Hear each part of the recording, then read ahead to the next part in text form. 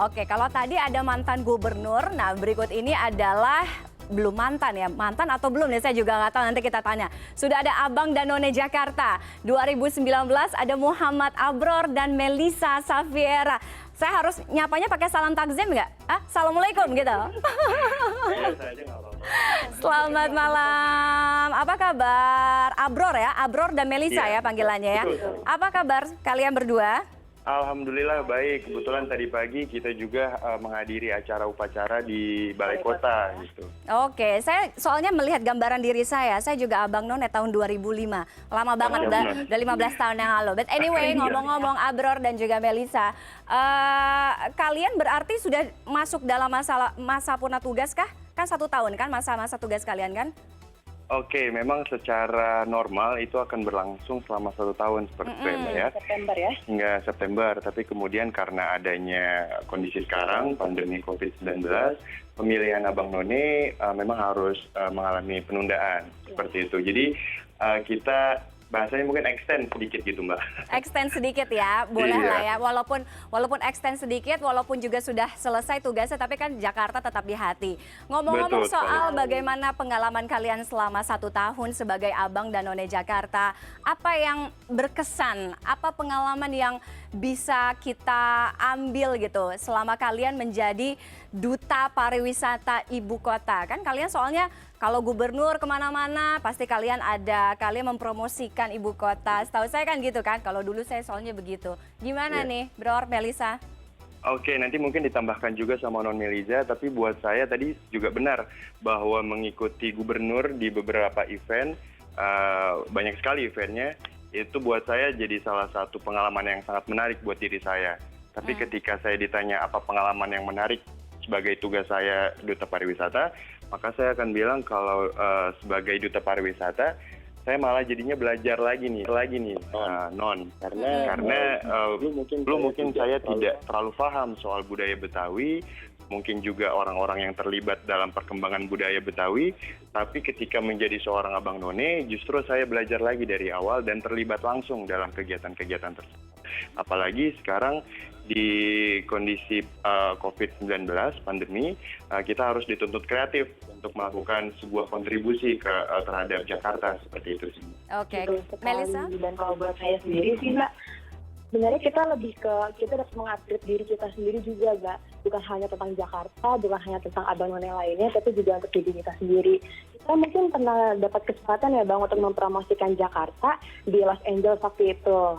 Nah di situ kita dapat banyak sekali pengalaman, kita bertemu dengan duta besar di Los Angeles sana. Di sana juga kita bisa menemukan banyak sekali bagaimana sih orang mungkin belum pada tahu Jakarta tuh bagaimana, tapi mereka di situ kita sudah dapat mengenalkan bahwa Jakarta itu ibu kota dari Indonesia. Dan juga mempromosikan produk UMKM dan pariwisata itu sih Mbak sebenarnya. Oke, jadi untuk tahun ini pemilihan Abang None karena kita ada di tengah pandemi memang untuk sementara ditiadakan atau ditunda atau kayak gimana nih Bror?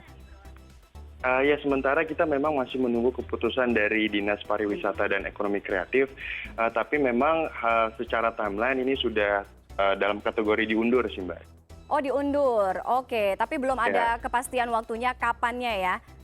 Betul. Oke. Kita masih menunggu keputusan dari Dinas Pariwisata dan Ekonomi Kreatif. Oke, Abror adalah perwakilan dari wilayah Jakarta?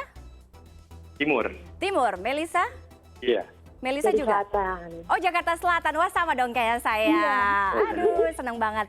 Jakarta Selatan. Iya jadi lupa kan tadi mau nanya apa. Oh ini Jakarta Timur, Jakarta Selatan. Jakarta Timur, Jakarta Selatan. Apa sih yang bisa kalian share? Kadang-kadang kan soalnya kita walaupun kayak saya nih, saya tinggal di Selatan atau misalnya waktu dulu kan representatif dari None Selatan. Tapi kadang-kadang kita juga nggak tahu nih apa sih yang menarik di utara, Kepulauan Seribu. Kita belum terlalu banyak mengenal Jakarta. Kalau Abror, Melisa mungkin bisa sharing nggak? Baik, jadi mungkin kalau Jakarta, Timur, Selatan, Utara, dan seterusnya, itu kan hanya batas administrasi seperti itu ya Mbak ya. Tapi sebenarnya yang kemudian menarik buat saya. Contohnya di Jakarta Timur. Memang dulu saat menjadi finalis dan kemudian setelah terpilih menjadi Abang Jakarta, saya memang berkesempatan dan kebetulan kenal sama salah satu pendiri sebuah sanggar di Condet, Jakarta Timur.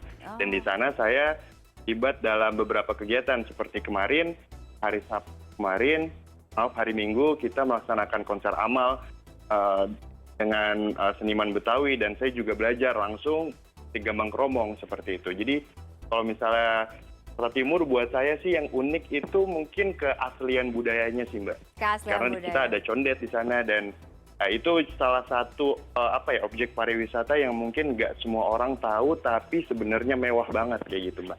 Oke, kalau Melisa? Kalau untuk saya sendiri, kalau untuk di Jakarta nih Mbak, sebenarnya kita tahu kalau misalnya ada Kepulauan Seribu, di mana orang warga Jakarta pun sebenarnya masih belum banyak yang ke sana. Itu kalau mereka mau liburan, kiranya ke Bali, ke Lombok, kemana. Tapi sebenarnya ada loh yang keren juga di Jakarta. Kepulauan Seribu, banyak sekali pulau di sana, banyak yang masih dapat ditingkatkan lagi, dan banyak sekali hal yang bisa kita dapatkan di sana. Jadi lebih ke kesadaran diri kita sendiri sih terhadap warga Jakarta, dari kita untuk kita, dan untuk kita bersama meningkatkan warga Jakarta dan kota Jakarta ini sendiri. Oke, sebagai representatif, sebagai duta dari DKI Jakarta, ini kan juga menjawab, kita sekarang dihadapkan dengan kondisi kita di tengah pandemi ya, menjawab tantangan untuk welcoming new normal. Kalian sebagai milenial, sebagai duta wajah ibu kota gitu, apa sih yang mau kalian lakukan atau mungkin bisa kalian lakukan gitu untuk membuat Jakarta mungkin ya lebih baik lagi ke depannya? Oke, baik, mungkin yang pertama sih Mbak itu dengan kita menyuarakan kebijakan pemerintah terkait dengan pandemi ini. Terus yang kedua, kita memang sedang melaksanakan creative campaign. Tujuannya memang untuk menggalang dana dalam kerangka HUT DKI juga, tapi mungkin banyak yang nggak tahu kalau sekarang itu momennya bukan cuma HUT DKI, tapi kita juga merayakan Lebaran Betawi. Nah, di sana kita melakukan creative campaign untuk menggalang dana yang nanti hasil donasinya akan disalurkan kepada saudara kita yang membutuhkan, dan produk donasinya berupa APD dan makanan yang kita beli dari UMKM Jakarta. Jadi ini semacam kita pengennya sih pemberdayaan dua belah pihak seperti itu. Dan yang ketiga, memang kita kemarin baru selesai membuat video campaign tentang HUT DKI. Mungkin bisa dicek juga di Instagramnya Jakarta Tourism seperti itu. Dan seterusnya kita juga sebenarnya pengen lebih banyak fokus di media sosial dan mungkin memproduksi konten-konten kreatif, postingan video ataupun challenge yang sekarang lagi rame gitu sih Mbak. Oke, kalau Melisa sedikit singkat. Ya, kalau dari saya sih sebenarnya sama seperti tema HUT Jakarta tahun ini sih Mbak. Kita harus terus menyuarakan agar kita semua warga Jakarta tetap tangguh. Kita tahu kalau kita sekarang lagi sama-sama diterpa pandemi, sama-sama diterpa musibah, tapi kita harus tetap tangguh, tidak hanya pemerintahnya tapi juga warganya. Karena ini bukan hanya tugas pemerintah tapi juga tugas dari warganya, karena Jakarta rumah kita semua. Oke, boleh terakhir singkat masing-masing dari Abror kemudian dari Melisa 3 kata tentang Jakarta.